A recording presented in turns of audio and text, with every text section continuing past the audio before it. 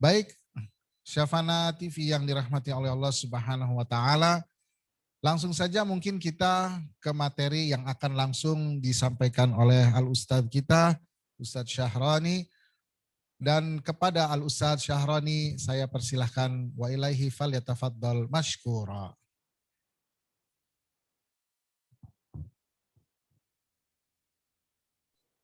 Baik, bismillahirrahmanirrahim. Terima kasih. Assalamualaikum warahmatullahi wabarakatuh. Alhamdulillahirabbil alamin wassalatu wassalamu ala Rasulillah wa ala alihi wa sahbihi wa sallim ajmain, amma ba'du.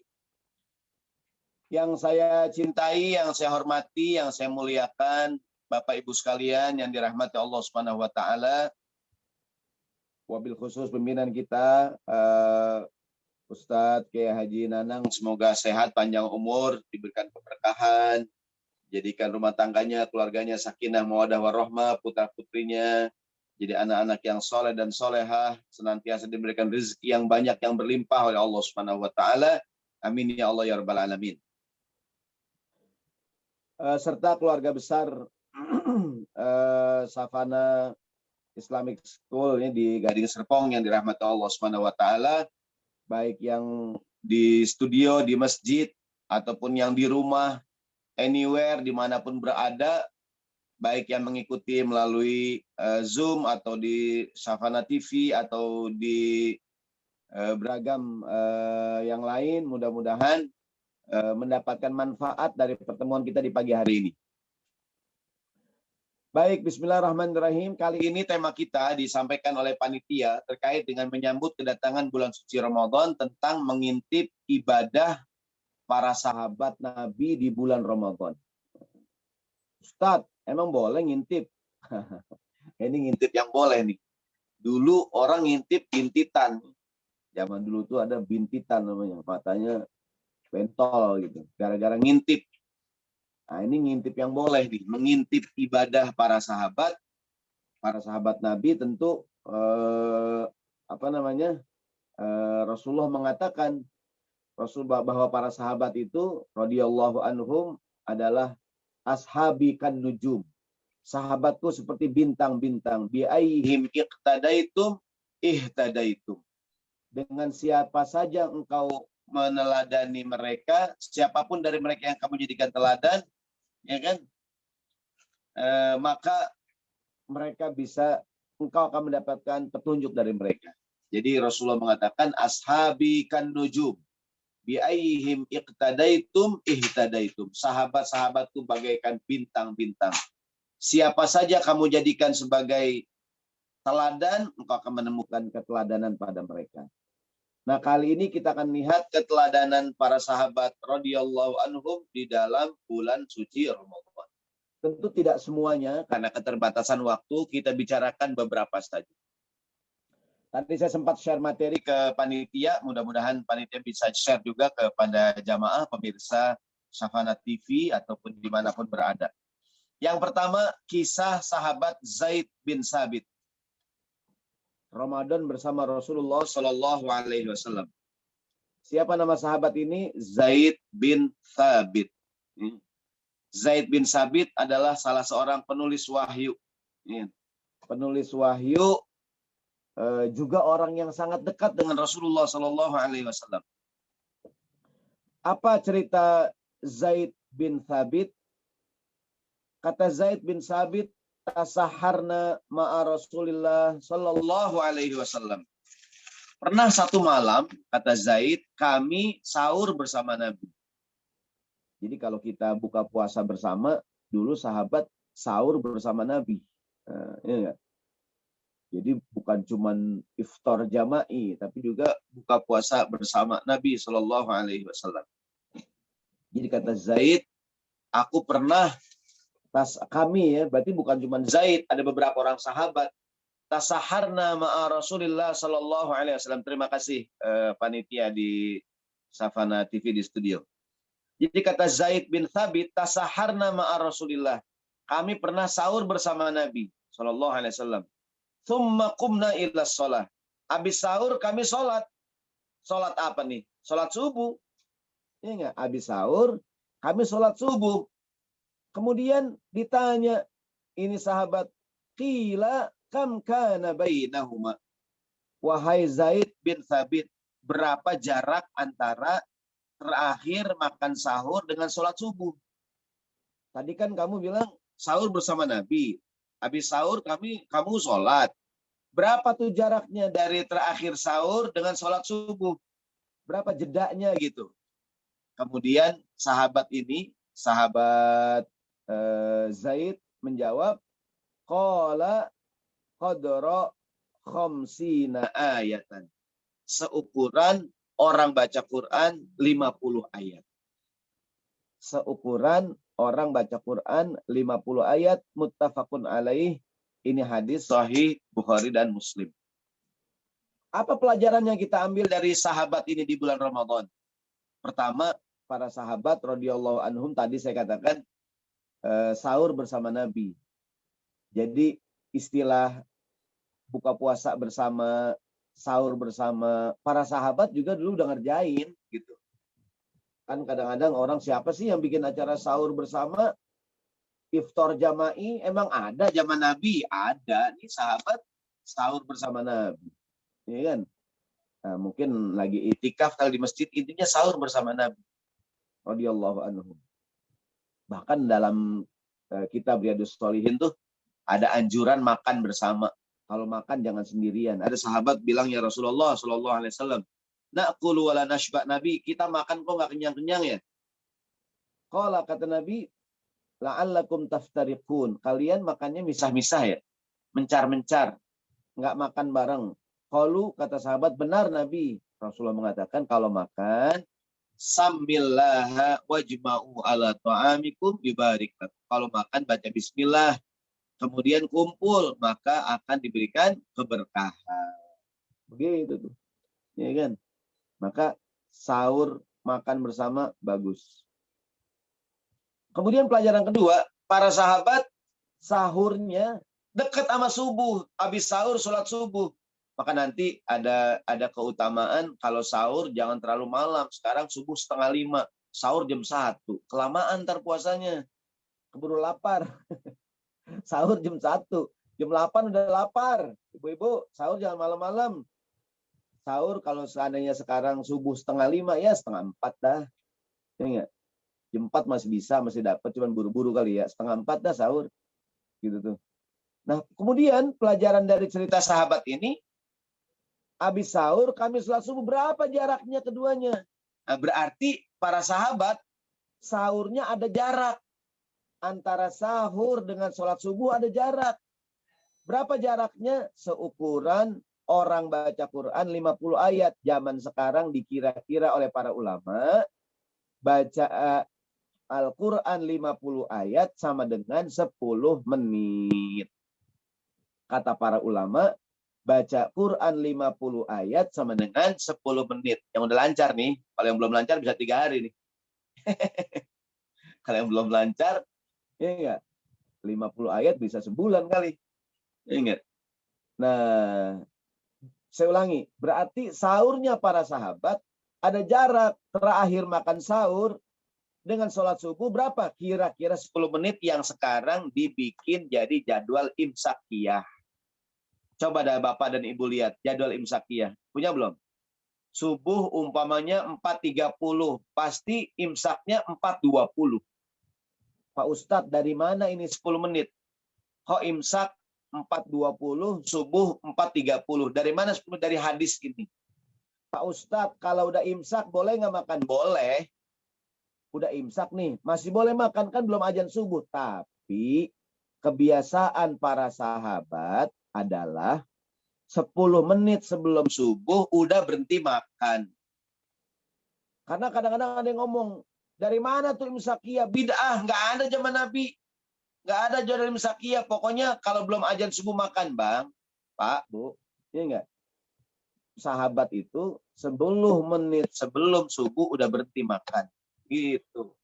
Ada jeda 10 menit. Ini yang pertama. Jadi mudah-mudahan kisah yang pertama ini jadi inspirasi kita bahwa ada jarak 10 menit antara sebelum sahur, sebelum subuh berhenti 10 menit. yang orang sekarang sebut dengan istilah jadwal imsakiyah. Ini cerita Ramadannya sahabat Zaid bin Sabit bersama Rasulullah Shallallahu Alaihi Wasallam. Sekarang yang kedua, para sahabat dalam banyak kitab diceritakan menjadikan bulan Ramadan benar-benar sebagai syahrul Quran. Ini mudah-mudahan saya ngomong juga termotivasi. Bulan Ramadan, bulan Al-Quran. Maka tilawah Al-Quran adalah agenda utama yang dilakukan para sahabat di bulan Ramadan. Itu dalam kitab At-Tibyan, Imam Nawawi panjang lebar menceritakan tentang sahabat-sahabat yang kata Imam Nawawi dalam kitab At-Tibyan, minhum man yakhtimunaha fi syahr. Ada sahabat yang tiap bulan khatam Quran.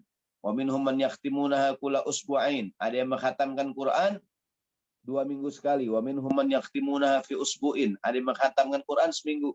Wa minhum man yakhtimunaha fi kulli thalathati ayyamin. Ada yang khatam Quran 3 hari sekali. Wa minhum man yakhtimunaha yaumun wa lailah. Ada sahabat mengkhatamkan Quran sehari semalam. Bahkan wa minhum man yakhtimunaha fi lailatin. Ada sahabat yang mengkhatam Quran dalam 1 malam.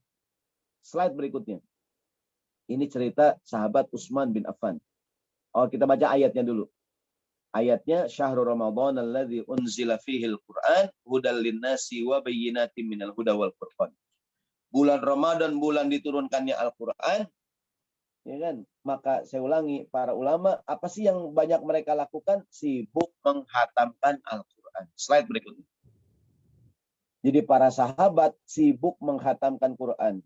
Manakala kita nih semua sibuk dengan pemilih pakaian baru, hidangan buat berbuka, nggak apa-apa sih. Maka tahukah Anda bahwa Sayyidina Utsman bin Affan menghatamkan Quran setiap hari? Masya Allah. Sebagian sahabat menghatamkan Al-Quran setiap 7 malam pada sholat malam. Jadi ada yang seminggu sekali. Jadi ada yang hatam Qurannya kalau seminggu sekali, berarti Ramadan 4 kali hatam. Tapi tadi saya katakan tuh, bahkan kalau ulama-ulama yang makin kemari, Imam Syafi'i contohnya, ada riwayat Imam Syafi'i selama Ramadan 60 kali hatam Quran. Saya bingung tuh bacanya. Berarti kalau 60 kali sehari 2 kali hatam ya. Berarti dari pagi sampai maghrib 1 kali hatam, dari maghrib sampai subuh lagi sekali hatam gitu. Kan orang kalau lancar baca Quran 1 menit, 1 juz berapa kira-kira? Setengah jam. Ada yang lebih lancar lagi, 20 menit. Berarti kira-kira beliau 1 jam 3 juz. Iya nggak sih? Kan orang kalau udah lancar banget, walaupun dalam kitab At-Tibyan, kata Imam Nawawi, dalam kitab At-Tibyan, kalau pengen aman sih 3 hari sekali hatam. Bacanya benar-benar tartil. Artinya kalau yang kayak Imam Syafi'i, berarti bacanya emang dia lancar banget udah. Artinya udah benar-benar, berarti 1 jam bisa 3 juz. 10 jam 30 juz gitu kira-kira. Berarti satu juz hanya 20 menit. Ini enggak? Atau mungkin beliau bacanya di dalam sholatnya. Lagi, pokoknya zikirnya baca Quran aja udah. Nggak banyak ngobrol.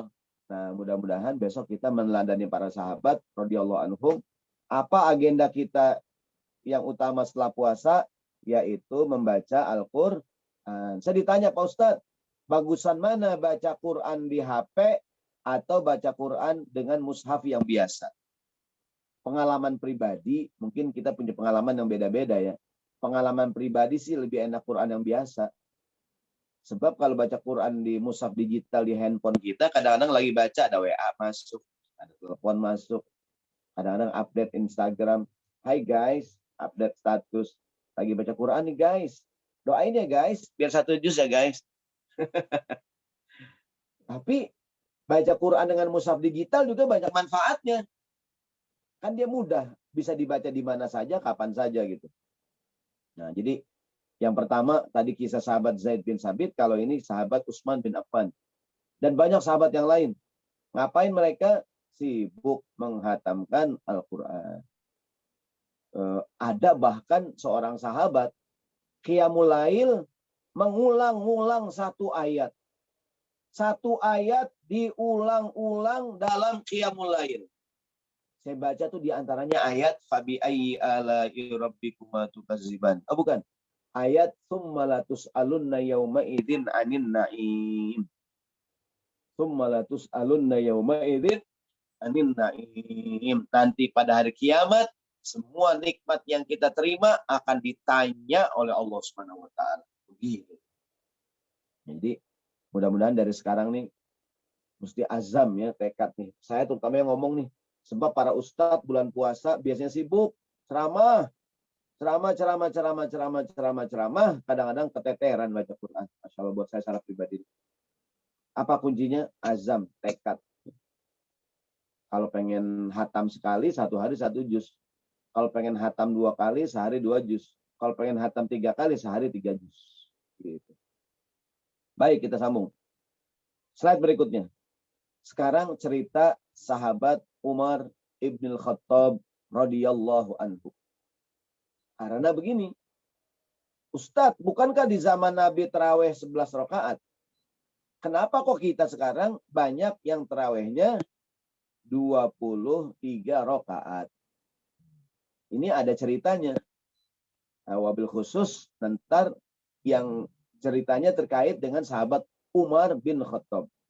Namun kita lihat dulu riwayat kenapa Nabi terawihnya 11.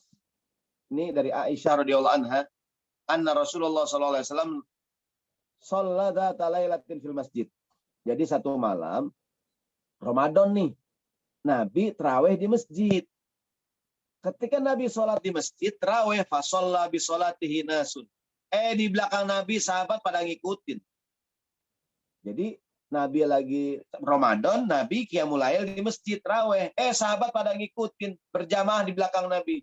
Tsumma shalla minal qabilah. Satu qabilah sholat lagi bersama Nabi. Fakathurun nas, makin banyak orang sholat sama Nabi.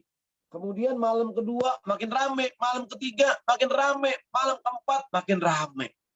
Ya enggak? Wah, jadi awalnya Nabi sholat sendirian di masjid terawih. Kemudian orang pada datang. Fakathurun nas summa jitama'u minal lailah ats-tsalitsah awir rabi'ah. Malam kedua datang, malam ketiga datang, malam keempat makin banyak. Kemudian ngapain? Nah, falam yakhruj ilaihi Rasulullah sallallahu alaihi wasallam. Akhirnya Nabi milih malam kelima Nabi nggak ke masjid. Malam kelima Nabi terawihnya nggak di masjid, di rumah.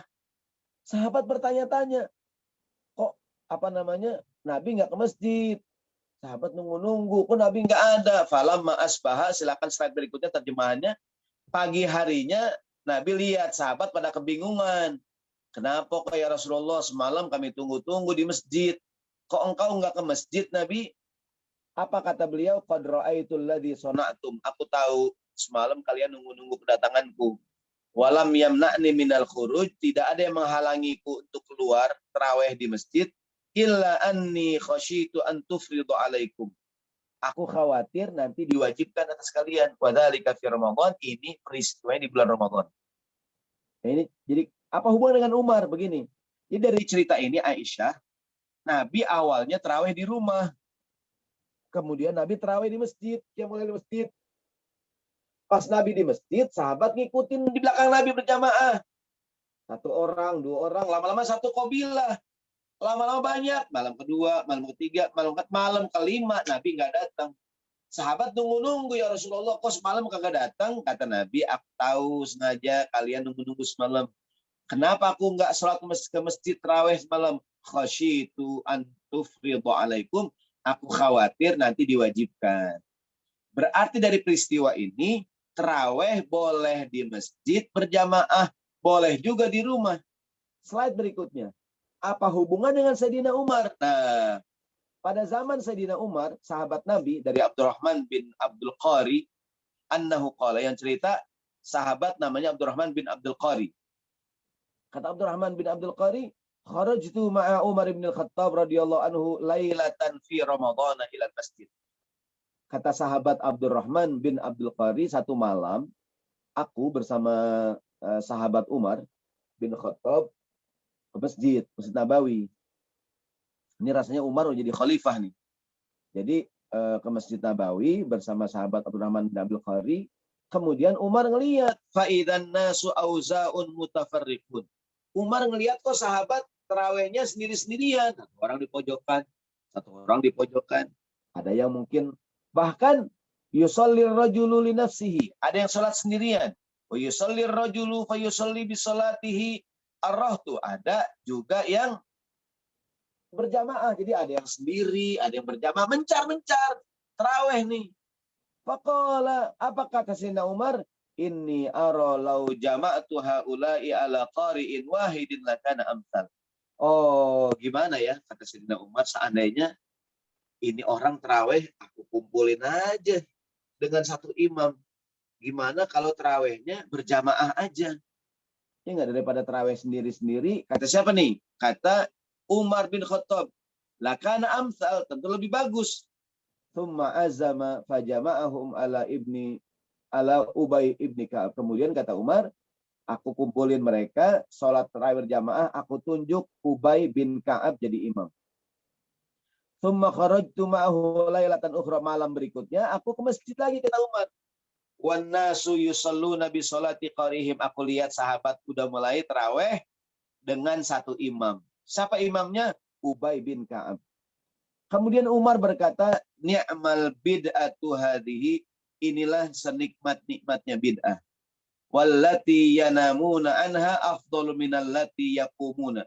Yuridu akhiril lail wa kana nasu yaqumuna awwalu. Kata Sayyidina Umar, yang terawih sekarang bagus habis Isya, yang terawihnya entar malam-malaman dikit, mungkin sepertiga malam lebih bagus. Akhirnya banyak sahabat terawihnya di awal malam alias ba'da Isya. Termasuk juga nanti riwayat Sayyidina Umar yang mulai menggagas terawih 23 rakaat gitu.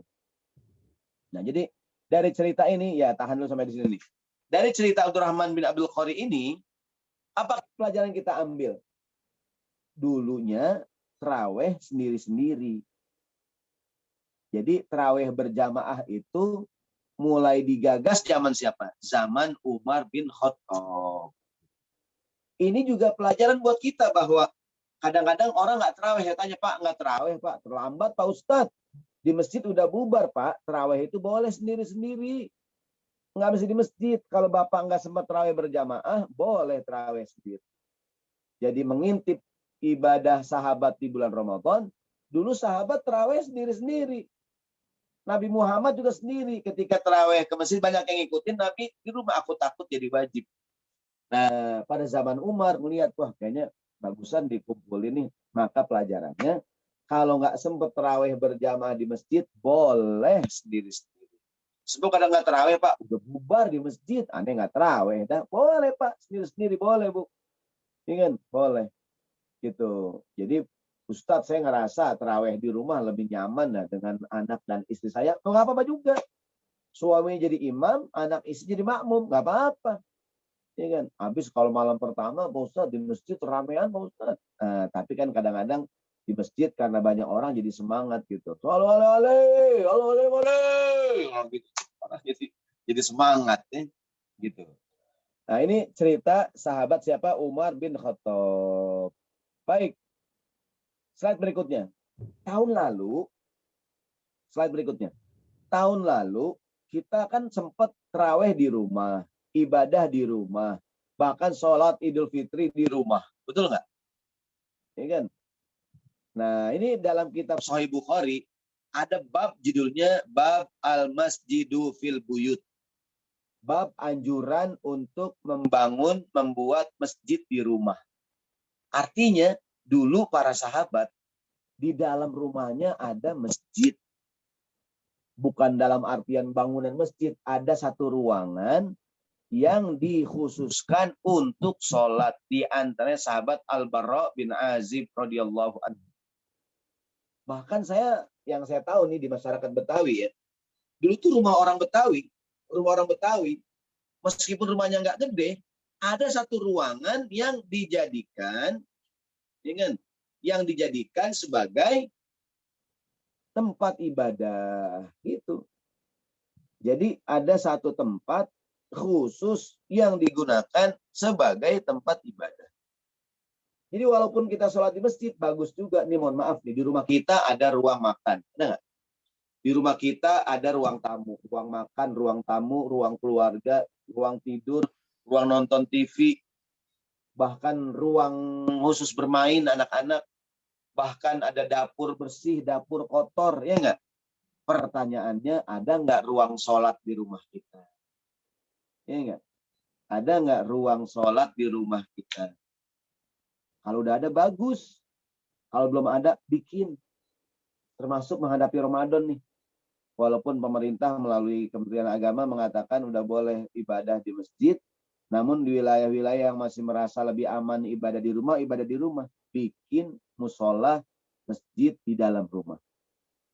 Dalam Sahih Bukhari, wa shalla al-Bara ibn Azib fi masjidihi fi darihi jama'atan. Sahabat Al-Bara bin Azib sholat di rumahnya secara berjamaah dengan keluarganya. Jadi sholat berjamaah tarawih di rumah, sahabat juga dulu ngerjain. Coba lihat slide berikutnya. Sahabat Itban bin Malik. Sahabat ini namanya sahabat Itban bin Malik. Ingat, sahabat Itban bin Malik ini, dia cerita, dia sahabat Nabi SAW, dia ikut dalam perang Badar. Sahabat Itban bin Malik. Kemudian satu hari dia mendatangi Nabi Rasulullah SAW. Qad ankarat basari, Nabi, mataku udah kurang awas. Wa ana usolli liqaumi, sementara aku jadi imam di rumahku. Fa idza kanatil amtar, kalau hujan deras Nabi, salal wadil lati baini wa bainahum. Jalanan tempat aku menuju masjid sana banjir Nabi. Jadi aku jalan ke sana banjir. Akhirnya lam astati an ati masjidahum. Aku nggak bisa datang ke masjid untuk sholat jadi imam bersama mereka. Wuditu ya Rasulullah, annaka ta'tini fatusalli fi baiti Nabi. Aku punya rencana pengen bikin masjid di rumah. Iya kan? Aku pengen kau datang, sholat dong Nabi di rumahku. Iya kan? Nah, slide berikutnya, kata Nabi, baik, aku akan datang. Aku akan datang, kata Nabi. Jadi kata Itban bin Malik, dia bilang, aku jadi imam. Ini aku ikut perang Badar, aku jadi imam. Nah, udah tua. Aku kalau jadi imam, kalau hujan jalanan becek, nggak bisa ke masjid. Nabi, aku rencana bikin masjid di rumah. Bisa nggak engkau ke rumahku jadi imam, sholat di sana sekali untuk berkah Nabi. Ntar tempat sholat itu aku akan jadikan masjid. Kata Nabi, baik, insya Allah aku datang. Slide berikutnya. Beberapa waktu kemudian, Rasulullah datang, kata Itban, ke rumah dia, izin, kemudian Nabi sholat di pojokan rumahnya, slide berikutnya, dan kemudian tempat yang dibikin, disolatin sama Nabi, dijadikan tempat sholat oleh Itban bin Malik. Apa pelajaran dari cerita ini? Kenapa cerita Itban bin Malik akan saya sampaikan? Para sahabat, kalau kemarin kita Ramadan kan orang ribut tuh. Oh gimana ya, kita terawih biasa di masjid. Gimana terawih di rumah? Para sahabat udah biasa. Dari zaman Nabi, sahabat ada yang ibadah di masjid, ada juga yang ibadah di rumah. Gitu. Jadi jangan kita galau kalau kebetulan, walaupun sih dari Kementerian Agama sekarang sudah diperbolehkan ibadah di masjid. Cuman bagi daerah-daerah mungkin yang masih khawatir, ya enggak? Maka boleh-boleh saja untuk melaksanakan ibadah di mana? Di rumah. Gitu. Ya kan? Jadi bagi yang masih merasa belum nyaman ke masjid, ya kan? Mohon maaf ini geser-geser ini. Yang masih belum nyaman ke masjid, maka tidak mengapa untuk ibadahnya di mana? Di rumah. Dan dulu para sahabat melakukan gitu. Kan kemarin kita, Ustadz, gimana tuh orang terawih di rumah? Bahkan gimana Pak Ustadz, orang sholat Idul Fitri di rumah? Jadi cerita-cerita ini, para sahabat juga terbiasa gitu. Ingin. Artinya, kalau memang tidak memungkinkan ibadah di masjid, tidak mengapa gitu. Lihat sekarang slide berikutnya, cerita sahabat Ibnu Umar. Anaknya Umar bin Khattab. Satu malam, Ibnu Umar azan. Yang cerita sahabat Nafi. Nafi bin Umar. Nafi cerita Anna Ibnu Umar. Ya, kan? Jadi kata Nafi, sesungguhnya Abdullah bin Umar azan. di azan di masjid. Malam itu dingin, angin, ya enggak, hujan gitu. Akhirnya Ibnu Umar azan gitu. Nah, ketika azan, di antara teks azannya, Ibnu Umar bilang begini, ala sallu fi rihalikum, ala sallu fi rihalikum. Nah, artinya sholat di rumah, sholat di rumah, sholat di rumah, gitu. Ala sallu fi rihalikum. Artinya sholat di rumah, sholat di rumah. Kemudian sahabat tanya, wahai Ibnu Umar, kok ente ajannya begitu? Sholat di rumah, sholat di rumah. Apa kata Ibnu Umar? Kata Ibnu Umar, radhiyallahu anhu, dulu pernah Nabi nyuruh para muazin, kalau emang seandainya hujan lebat, Nabi suruh para muazin untuk mengumandangkan kalimat tadi. Sholat di rumah, sholat di rumah, sholat di rumah. Begitu tuh. Artinya kita ibadah di rumah nggak jadi masalah. Gitu. Ini taraweh. Jadi bukan cuma kita, para sahabat juga dulu lagi hujan, angin kencang, udara dingin, ibadah di rumah. Sekarang pandemi gitu. Nah, jadi kalau dalam keadaan pandemi sekarang, tarawih di rumah gimana Pak Ustadz? Dulu sahabat juga ngerjain. Ini kan berjamaah di rumah. Bahkan dulu saya bukan meremehkan ya, cuman gara-gara hujan, angin, Nabi suruh sholat di rumah. Apalagi sekarang pandemi corona, ya nggak nih? Apa maksud saya? Dalam keadaan begini boleh-boleh aja orang beribadah di rumah. Termasuk ntar iktikaf di rumah. Slide berikutnya. Ini cerita sahabat pingsan gara-gara puasa. Gimana Pak Ustadz ceritanya? Ini cerita Al-Baqarah ayat 187. Begini saya mau cerita aja. Silakan slide berikutnya 87 Al-Baqarah. Dulu itu puasa itu mulai sahurnya, jadi buka puasa maghrib buka puasa. Pas Isya mulai puasa lagi. Jadi maghrib sahur, maghrib buka, makan sampai datang waktu Isya. Kalau udah datang waktu Isya, mulai puasa lagi, gitu. Jadi puasanya dari Isya sampai maghrib. Sekarang kan puasanya dari subuh sampai maghrib. Dulu awalnya di zaman Nabi puasa dari makan tuh maghrib, makan sampai Isya. Isya kemudian mulai puasa sampai pagi sampai sore maghrib. Gitu tuh. Nah, ada seorang sahabat kerja di ladang. Pas maghrib mau buka puasa, kecapean, ketiduran. Pas melek-melek, udah Isya. Nggak sempat buka puasa. Saya ulangi, nunggu azan maghrib ketiduran. Nunggu azan maghrib ketiduran. Akhirnya nggak sempat buka puasa. Melek mata. Udah Isya, nggak sempat buka puasa. Akhirnya dia puasa lagi tuh, nggak sempat buka. Besoknya dia kerja di ladang pingsan. Itu cerita pertama. Cerita kedua, ada sahabat, ada yang mengatakan diantaranya Sayyidina Umar. Dulu tuh puasa nggak boleh berhubungan badan suami istri siang dan malam. Malam nggak boleh, siang nggak boleh. Dulu berhubungan badan nggak boleh siang malam. Nah, sahabat merasa keberatan. Ada sahabat malam-malam berhubungan sama istrinya. Turunlah ayat ini. Dihalalkan bagi kamu, slide berikutnya. Uhilla lakum lailatas siyamir rafathu ila nisaikum. Lihat terjemahannya. Dihalalkan bagi kamu di bulan Ramadan, malam harinya boleh berhubungan badan dengan istrimu. Dia jadi pakaian untukmu, kamu jadi pakaian untuk dia. Artinya aslinya dulu siang malam nggak boleh berhubungan. Bahkan puasanya maghrib buka, Isya udah puasa lagi. Sahabat sampai pingsan. Karena apa? Pas waktu buka ketiduran, melek-melek Isya. Berat. Turunlah ayat ini. Kemudian sambungan ayatnya adalah makan dan minumlah sampai tampak bagimu benang putih dari benang hitam, yaitu fajar. Maksudnya sekarang boleh makan. Sekarang boleh makan dari kapan? Boleh makan dari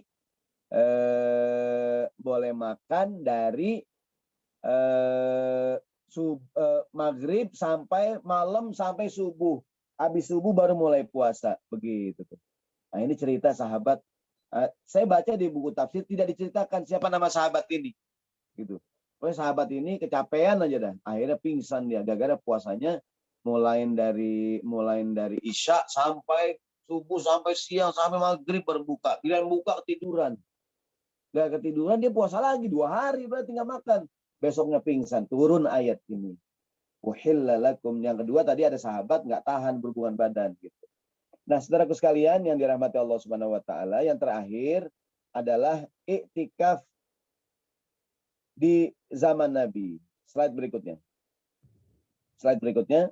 Ya, Ustadz, gimana para wanita iktikaf? Dulu para wanita juga iktikaf di zaman Nabi. Ya kan? Bahkan dalam kitab Riyadhus Shalihin, Rasulullah ngajak keluarganya iktikaf. Nah, ketika Nabi Muhammad meninggal dunia, para istrinya iktikaf, melanjutkan iktikaf gitu. Jadi Nabi Muhammad ajak istrinya iktikaf dan begitu Rasulullah meninggal, istri Nabi juga melanjutkan iktikaf. Jadi para wanita juga boleh nggak usah iktikaf? Boleh dengan 2 syarat nih, diizinkan oleh suaminya dan tidak menimbulkan fitnah. Kalau kira-kira menimbulkan fitnah, jangan gitu, ya kan? Wallahu a'lam bissawab. Ini beberapa kisah para sahabat. Slide berikutnya dulu. Slide berikutnya. Gimana Ustadz? Apa itu itikaf? Itikaf terus lagi. Itikaf berdiam diri di masjid dengan niat ibadah. Satu lagi. Slide berikutnya. Itikaf diam diri di masjid. Boleh 1 jam, boleh 2 jam, boleh al-muqthu fil masjid. Ingat. Lil ibadah, diam di masjid dengan tujuan ibadah. Gitu. Baik, cerita terakhir, sahabat bulan Ramadan, slide berikutnya. Para sahabat bersemangat untuk berbagi makanan di bulan Ramadan.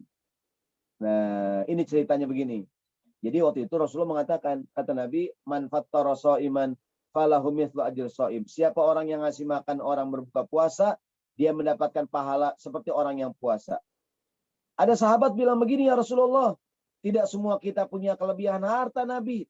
Kalau orang kaya enak, jamaah safana, duitnya banyak. Amin. Ya Rasulullah, tidak semua kami punya kelebihan harta buat kasih makan orang berbuka puasa. Kata Nabi, pahala ini berlaku buat siapa saja, meskipun yang dikasih hanya sebutir kurma, hanya segelas air, hanya seteguk susu. Pahala ini berlaku buat siapa saja. Maka sejak mendengar hadis ini, para sahabat berlomba-lomba memberi makan orang berbuka puasa. Ini mudah-mudahan kita juga meneladani kisah para sahabat ini di bulan Ramadan. Ngapain? Semangat memberi makan orang saat berbuka puasa. Nah, ini kira-kira Bapak Ibu sekalian yang dirahmati Allah Subhanahu wa taala, beberapa kisah sahabat menyambut kedatangan bulan suci Ramadan, atau bagaimana kaifa kana ibadatuhum fi syahr Ramadan. Sibuk menghatamkan Quran, sibuk berbagi makanan, berlomba-lomba gitu kan, berkhidmat, memberikan yang terbaik gitu, dan lain sebagainya. Itu kira-kira yang dapat saya sampaikan. Saya serahkan kepada host kita di studio. Assalamualaikum warahmatullahi wabarakatuh. Assalamualaikum warahmatullahi wabarakatuh. Terima kasih banyak kepada Al-Ustadz Syahrani, Masya Allah penyampaiannya sangat lugas, ilmiah, dan mudah kita pahami. Jadi intinya adalah bahwasannya di bulan Ramadan itu seharusnya kita sibuknya dengan Al-Quran. Kemudian apa yang kita alami di masa pandemi ini ternyata sudah ada sejak zaman sahabat Rasulullah SAW. Jadi kita tidak perlu lagi kaget apa yang terjadi sekarang, sejatinya sudah juga terjadi dulu di zaman sahabat Rasulullah. Baik, untuk sekarang mungkin kita buka sesi pertanyaan bagi para pendengar dari Syafana TV Untuk bagi yang mempunyai pertanyaan agar silahkan bertanya kepada Al-Ustadz Syahroni. Silakan, apakah ada pertanyaan di sini?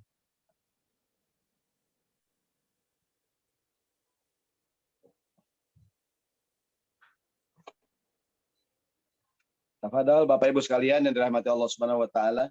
Baik, sebentar. Dengan syarat pertanyaannya jangan susah-susah ya. Nah, pertanyaannya tadi jangan susah-susah. Kalau susah saya nggak bisa. Ya. Baik, ini ada pertanyaan Ustadz. Ya. Assalamualaikum Ustadz, izin bertanya. Mendengar dari kisah-kisah para sahabat yang menghatamkan Quran di bulan Ramadan dalam sehari, itu memotivasi kita untuk memperbanyak tilawah Al-Quran tiap harinya di bulan Ramadan. Tetapi ada yang berpendapat bahwa lebih baik membaca Al-Quran itu sambil didalami maknanya. Kalau belum bisa makna, tidak perlu memperbanyak jumlah ayat yang dibaca. Sedangkan tiap huruf, satu huruf hijaiyah yang dibaca mengandung 10 kebaikan. Apalagi di bulan Ramadan, pasti digandakan. Bagaimana baiknya di bulan Ramadan Ustadz? Memperbanyak tilawah saja atau tilawah sambil mendalami maknanya? Ini dari Ibu Latifah. Silakan Ustadz. Ya. Silakan. Baik, terima kasih. Terima kasih Bu Latifah. Bismillahirrahmanirrahim. Kalau kita lihat kisah-kisah bagaimana para sahabat berinteraksi dengan Al-Quran, kebanyakan mereka adalah memperbanyak membaca Quran. Jadi memperbanyak membaca Quran. Jadi targetnya bukan memahami Quran itu bagus, tapi target Ramadan adalah hatam gitu. Targetnya target menghatamkan Al-Quran. Gitu. Tentu boleh-boleh saja seorang targetnya umpamanya tadi tuh mengejar membaca, memahami isi kandungan. Namun sekali lagi bahwa kalau melihat ceritanya sih rata-rata mereka itu sibuk menghatamkan Al-Quran.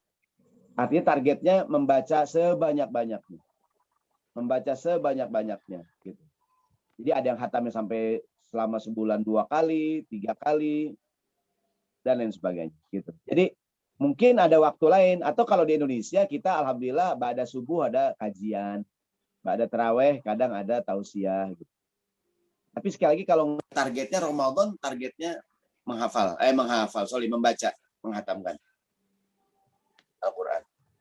Baik, jadi intinya kalau untuk Ramadan ini sebenarnya lebih difokuskan untuk membaca Al-Qurannya ya bin nazar itu ya Ustadz ya, dengan melihat mushaf.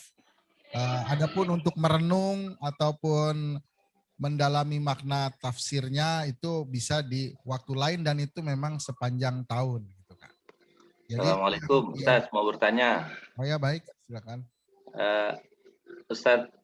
Ustaz mau bertanya Ustaz. Begini, di tengah-tengah masyarakat sekarang ini kan lagi viral juga Ustaz. Ada beberapa tokoh masyarakat seperti artis ya, yang sholat sambil membaca Al-Quran. Seperti itu Ustaz. Bagaimana hukumnya Ustaz? Bagaimana hukumnya apabila dilakukan di sholat wajib dan di sholat sunnah Ustaz? Terima kasih Ustaz. Baik, bismillahirrahmanirrahim. Pertama, saya mau cerita pengalaman pribadi ya dulu waktu di Mesir tuh.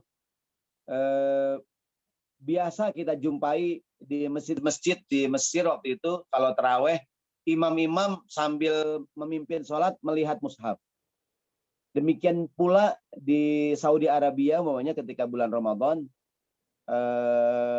atau saya pernah lihat ada guru saya dia sambil sholat sunnah baca mushaf. Nah, jadi termasuk yang dijelaskan para ulama, boleh kalau sholat sunnah sambil melihat mushaf. Sholat sunnah sambil melihat mushaf. Nah, ada riwayat katanya Aisyah radhiyallahu anha pernah menyuruh maulanya, maula itu budak yang dimerdekakan, untuk menjadi imam, dan ketika dia menjadi imam dia melihat mushaf gitu. Jadi tapi ini sholat sunnah ya, tidak berlaku pada sholat wajib. Jadi boleh membaca mushaf ketika kita melakukan sholat sunnah. Dan ini biasa dan banyak dilakukan di banyak negara-negara Saya pengalaman waktu di Al-Azhar tuh banyaklah bermasjid-masjid besar gitu. Di tempat imam ada mushaf yang besar buat digunakan oleh imam untuk sholat tarawih. Wallahu a'lam bishawab. Baik, terima kasih Ustadz Syahroni. Jadi intinya kalau dalam sholat sunnah itu boleh, tapi tidak dalam sholat wajib. Kemudian pertanyaan lagi dari Arkan Dia Pamungkas. Saat itikaf, saat berdiam diri di masjid, kegiatan apa aja yang biasa Rasulullah dan sahabat lakukan? Zikir, baca Quran, sholat malam atau apa aja? Ya betul sekali. Secara umum kalau di buku fikih itu fi'lal khairat. Segala amalan kebaikan. Umumnya baca Quran, qiyamul lail. Tapi kan orang sekarang sih lebih kreatif. Orang sekarang ada kajian, ada beragam macam lah ya. Umumnya kalau kalimat di buku itu al-iktsaru min fi'lil khair. Memperbanyak amalan kebaikan, berzikir, tilawah Al-Qur'an, qiyamul lail gitu. Tapi kalau boleh saya ingatkan, bukan mengkritik ya, tidak sedikit zaman sekarang nih orang etikaf tapi bawa kerjaan ke masjid gitu. Bawa laptop, bawa ini, bawa itu, akhirnya cuma pindah tempat doang kan. Ya kan? Cuma pindah tempat doang gitu. Nah, ini saya mengimbau agar jangan sampai demikian gitu. Mudah-mudahan itikafnya benar-benar itikaf. Wallahu a'lam bishawab. Baik, terima kasih Ustadz Syahroni itu tadi. Saya mau izin untuk ini dulu ya, ada satu lagi Ustadz, mungkin ada ya, boleh. ini kan untuk doa penutupnya Ustadz Syahroni, mungkin silakan tafadhal masykuran. Baik, kita berdoa sama-sama pada Allah Subhanahu wa taala, mudah-mudahan Allah pasti yang terbaik buat kita semua, dijauhkan dari segala musibah dan mara bahaya, dan juga kita doakan bangsa Indonesia semua kita bisa bangkit dari musibah ini, insya Allah menjadi Ramadan terbaik buat kita semua. Al-Fatihah.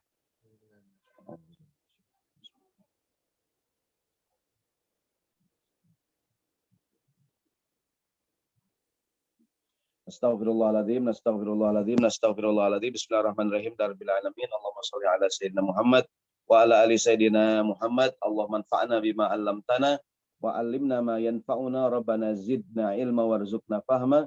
Rabbana ighfir lana dzunubana wa dzunuba walidina warhamhum kama rabbayana shighara. Da'wahum fiha subhanakallahumma wa tahiyyatuhum fiha salam wa akhiru da'wahum anil hamdulillahi rabbil alamin. Amin amin amin amin ya Allah ya rabbal alamin. Mohon maaf, selamat menunaikan ibadah puasa, jaga kesehatan, tetap menjaga prokes dimanapun kita berada. Assalamualaikum warahmatullahi wabarakatuh. Waalaikumsalam warahmatullahi wabarakatuh. Jazakallahu khairan ya Ustadz Syahroni. Semoga apa yang disampaikan bisa bermanfaat kepada kita. Dan ya Allah, kita menyambut bulan Ramadan dengan hati yang gembira dan hati yang suci. Kita diberikan taufik dalam menghadapi bulan Ramadan. Sekian yang bisa kami sampaikan. Mohon maaf atas segala kekurangannya. Kita tutup dengan baca kafaratul majlis. Subhanakallahumma bihamdika asyhadu an la ilaha illa anta astaghfiruka wa atubu ilaik. Wa minallahi taufiq. Wassalamualaikum warahmatullahi wabarakatuh.